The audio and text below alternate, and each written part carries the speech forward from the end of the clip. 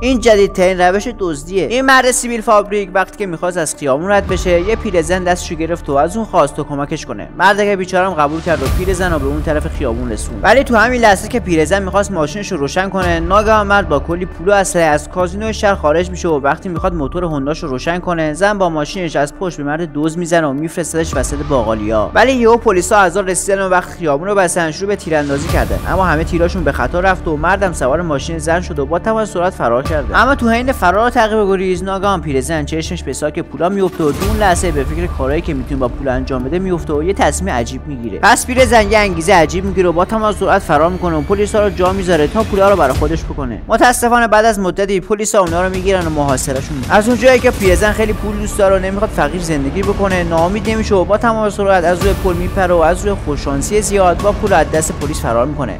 ولی به جاش مرد بیچاره دستگیر میشه و به زندان میفته.